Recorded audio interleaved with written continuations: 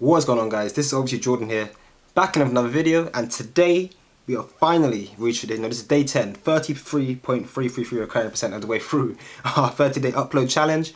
And today, as we picked out of the hat yesterday, we are going to be talking about the PS5 and whether or not you should be thinking about buying one right now. Even if you even can buy one right now, because they're pretty expensive and they're basically impossible to find. But that's a conversation for another day. So should you be considering a PS5 today? Now, first of all, as a caveat, to address any potential bias, I of course obviously have a fat motherfucker, bro. Look at this. Shout out to D Brown as well. I've got the black, the dark plates, blacked it out. I've got MKBHD's little skin in there, so I think it's pretty sick. This might even have to be my thumbnail right here. But yeah, I got the PS5. So that's my perspective. When I'm talking about this video, understand that I'm someone who actually has owned one. I had one on launch day, November 19th. I've completed Spider-Man, completed Cold War, been banging out FIFA. Like I have the numbers and the credentials to talk about whether or not this is worth buying. At least in my opinion. Just for transparency, I'm a second year engineering student. I don't have like a huge income. This was obviously like a luxury expense. I was lucky to get one. I guess in my head I was like, if I don't get one now, I probably won't ever get one. And plus I'm going to have it for a good 7 or 8 years until the PS6 comes out.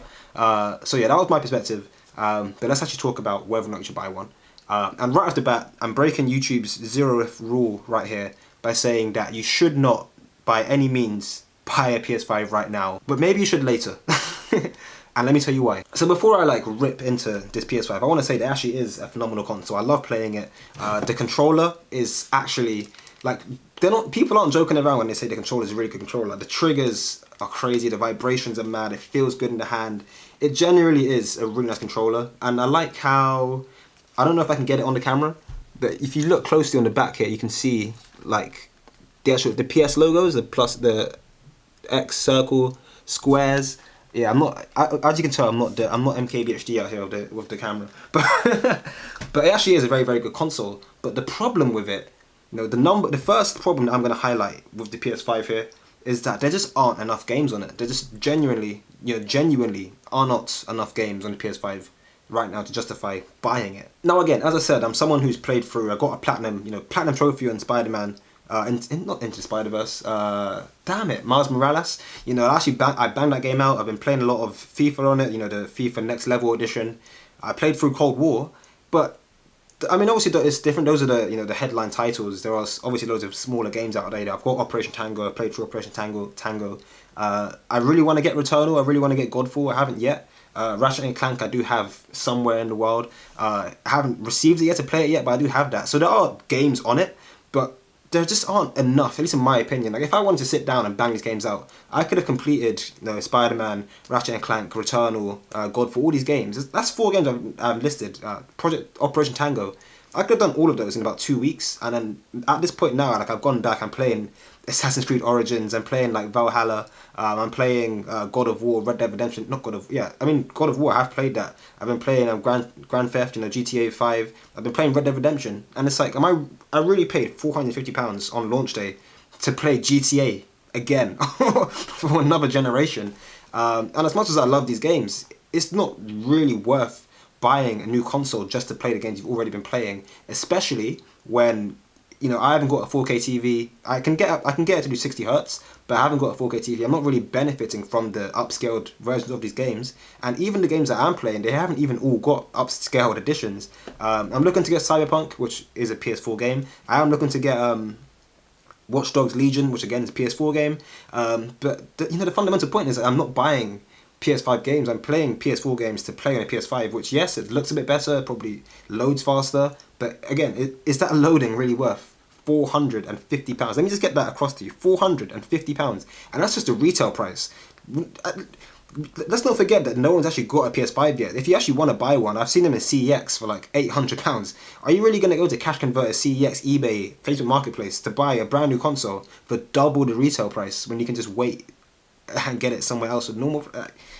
I don't know. For me, the gaming issue is enormous. The one thing that really annoyed me more than anything is that I'm a big FIFA player. I love football despite my previous videos on the topic. But when I'm playing FIFA, if you bought the original FIFA 21 for PS4, or you just bought the PS5 original edition, you can play it cross-gen, no problems. If you're like me and you wanted to appreciate the best of the best and the latest, the PS5 next level edition with all these new cutscenes and cinematics and this, that, and you wanted to experience FIFA 21 the way it should be experienced, there's no cross-gen. You can't play FIFA 21 next level with people on PS4 because it's only on PS5, which means all of my friends, literally every single one that is still on PS4 or Xbox, we don't even talk about that, everyone that's still on PS4, I cannot play FIFA with because none of them have the PS5 or the next level game, which doesn't make any sense. Like, I literally spent extra money to get this version of the game. I could have just got the normal FIFA 21. I could have just bought the PS4 one, put it on the PS5 and played with my friends instead of me being, logical, trying to buy the better version, only to be told that, oh, you can't play cross-gen on this. Like, I'm literally on my own now with games I can't play with anyone because no one else has got these consoles, which is a great segue into the next point why you shouldn't buy a PS5 right now, is because nobody in the world, apart from me apparently, has a PS5. But for most people, depending on the games you play, that won't matter too much. If you're someone that plays a lot of Fortnite, Apex, all these games are cross-platform anyway, not only cross-gen, but cross-platform. So you can still have the same reach, same access to all these players all around the world, regardless of what you're doing.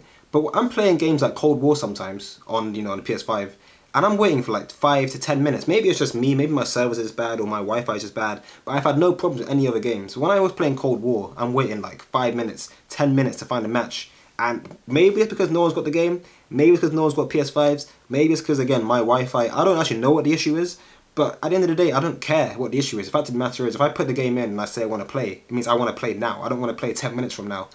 Most of the time, if I'm playing a game, I'm studying, I haven't really got time like that to sit down and bang out games. If I'm sitting down now to play, I'm only going to play 1 or 2 games of COD, put the controller down, get back to work or get cooking or, whatever that may be. But having, not being able to play against anyone, again, whether that's my problem or not, is something that needs to be addressed. Another issue, which is definitely more of a PS5 one, like not to do with everyone not having it, but it's like a software issue. I keep having this where I put the PS5 exactly where my PS4 was. My PS4 was getting like full, all 3 bars of Wi-Fi, it was good connection, 100 and whatever meg upload download speeds. I put the PS5 in there and it's just slashed in half, divide by 5. Ridiculous. Like, I was playing FIFA for the first time when I first got it back in November. The game was literally unplayable when I first plugged it into the PS5. Yes, the software has, they've patched it with updates, but there are just so many small bugs that just really, really annoy me. Every now and then when I turn it on, the screen is like green for some reason. I've got to turn it off, turn it back on again. There's a weird setting on there in the HDMI settings where you can set it so when you turn the PS5 on, it automatically sends your TV to that HDMI exit, which is useful. But the other setting is that when you switch tabs, it automatically puts your PS5 in rest mode. Now, generally, those are 2 pretty cool settings. But what's annoying is that if your PS5 is already in rest mode or turned off, and then you go to HDMI 1 or whatever where it's synced up to, the PS5 will automatically turn on. So if you're not careful, and I've made this mistake literally every single time I turn my TV on, if you're playing PS5 before, that's the last thing you did, you turned it off, you put it down, you went. Now I'm coming back in to watch Netflix or to, play on my Switch or anything else. As soon as I turn the TV on, it comes back to HDMI 1 where the PS5 was, and it just turns itself on. And I'm like, oh. Now I've got to pick up the controller, turn it off again, and then go to another tab. And then sometimes if I turn it off, if I don't switch, exits quickly enough, it just turns back on again. And I'm like, this is such a stupid bug that you shouldn't be getting from a console in 2021, a brand new next-gen console. It's just such a stupid issue, and it's like, come on, like, think Sony, think why? Why? But yeah, that was a bit of me, going on a bit of a tangent, on a bit of a rant. But fundamentally, the fact that no one has it, and the fact that, you can't even enjoy it with people. When I'm bringing people around, it's, oh yeah, I've got the new PS5, oh yeah, there's not, I finally get to see it, you've shown them the games. But it's, again, it's this whole process of like, flexing, showing this console off. You only actually have a handful of games to play on there, like it's just FIFA or COD. Yes, granted, you can download PS4 games, but the storage problem, I'm not going to go into those issues because those are quite personal, I feel like, to people that will go on to download a lot of games. But only having 880 gigs of like usable storage, and then having, COD Cold War, which is 170 gigs, and then having to get Modern Warfare on top of that, just so I can play Warzone as another 170 to 200 gigs. I'm literally using half of my storage on just 2 Call of Duty games, which doesn't make any sense. That's an issue for someone else. It's a personal issue. I'm not going to go off in depth on that in this video. but it's so annoying. I've had to like delete stuff all the time and reinstall stuff, and I really don't want to have to buy expandable storage, but I'm gonna have to because I want to play COD, and I can't right now because it takes up so much space. The Final Fantasy 7 remake was like 95 gigs or something. It's just too much. I can only get 10 Final Fantasies before I've run out of space. I've had to literally uninstall Spotify, Netflix, all these other apps, and just use it on my TV instead. But yeah, again, we'll come back to that. So that, I mean, that easily could have been like a third issue, just all of the software and hardware bugs, like the analog drift on the controllers only apparently rated good for like 160 hours or something before they start to drift. I haven't had that yet. I thought I did for a minute, but I didn't. But the drift is obviously an issue. The analogs sometimes I've noticed. I mean, I like the triggers, the active triggers, but it's not for everyone. And a lot of my friends, if I'm playing with someone next to me in the house, you know, if I'm playing with my flatmate, for example, it's like going into settings, turning it off because it's annoying. And for me personally, I think that's crazy. Like, you're literally paying for it, and it is a very immersive, like, it is a very cool feature. But it's something that I can see being an issue to some people who don't like it. And again, it's just adding more stuff isn't always good. In this case, I think it objectively is good. Like, the triggers are so good. But yeah, that's, again, there are so many different hardware and software things I'm not going to include here, but it's just, to me, the reason why I don't want to include it, because I think software, most of these issues will be improved over time anyway. They'll be fixed with bugs and stuff like that. The controllers, they have now released Cosmic, Red, and Black. I can't remember, something black colors. And I assume those aren't just colors. I assume they've got like new hardware as well, and maybe address some of the features. But yeah, that's something that will be fixed over time. But it's definitely annoying to come to front with. If you pay for the privilege to get it on day one and to have all these bugs, again, I get it. It's something that's common in tech, but it is quite annoying. So the third and final point that I want us to get into, which actually, now that I think about it, is exactly the same as the first point. So all of the software and hardware bugs are actually the third point. But to go back to the first point again, the big problem there is that the games that are available, again, they're PS4 games, so they're not really using the full power of the PS5. Now, God of War is a game that I was lucky to play with like 4K 60, and Ratchet and Clank is also, I believe, 4K 60. Whenever I come around to playing that, Rift Apart does actually look incredibly good. But a lot of the games, not only are they, PS4 scale-upped versions of the same game, but some of them literally are made for PS4. I've heard God of War Ragnarok apparently is meant to be made, again, for PS4, which will come out on PS5. But if you're designing it for PS4, that means all of the features that you're paying for on a PS5, not only is the game not going to be capable of doing it, but even if they do figure out some sort of patch or some sort of upscaling, remastering, whatever, it's not going to be significant. Because at the end of the day, if this game is built for PS4, that means the adaptive triggers won't make a real impact on the gameplay. Yes, it'll be a cool feature to add, but it's not going to be part of the game, because otherwise, if it was, you couldn't use it on the PS4, right? Same goes for like the SSD, the faster loading times. Yes, you will appreciate fast loading times in the game, but they're not going to have the same transitions where you're running through a corridor and like a cinematic, and suddenly you're playing it now, because you physically can't do it on the PS4. So they might be able to add it in retrospectively, but I strongly doubt they will, because that will change the actual nature of the game. They're not going to do that. Triggers, again, is one thing. The SSD is another thing. You're not going to have big, massive, expensive maps on games that are on PS4 and PS5, because again, PS5 can handle it, but the PS4 can't. And there are several, this whole aspect of bringing out games with both consoles, I get it as a transition. It's nice to have people that are, still figuring out whether they want to buy one or not, who can play both of these games. But for me, and I think for most people that, again, paid for the luxury of having a PS5, I think they should be focusing on making these games for the PS5, especially if you're talking about flagship games like God of War Ragnarok. Again, it's not really been confirmed as a PS4 game, but that should be, make that exclusive, PS5 exclusive.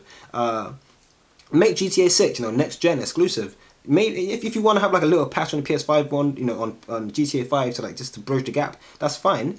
But if you're paying for the latest games, most people that are buying the brand new, the latest games are also playing it on the latest consoles. And if they're not, that's a good marketing tip. Yeah, if you want, if you want to play the latest GTA 6, you gotta get a next gen console. And again, it's a bit annoying. Yes, capitalism is generally annoying, but it's like that's kind of the level that I expect when you're paying £450 for this massive. Like, look how big this is. This is huge. It's probably like 5, if not even closer to 10 kg or something. It's heavy. It's massive. All the games are like 70, 80 quid. If I'm putting out, I'm balling out, this controller was like 60 quid, I think, because one came free with the PS5, which is as you'd expect. If you're buying a console, you'd expect to have a controller with it.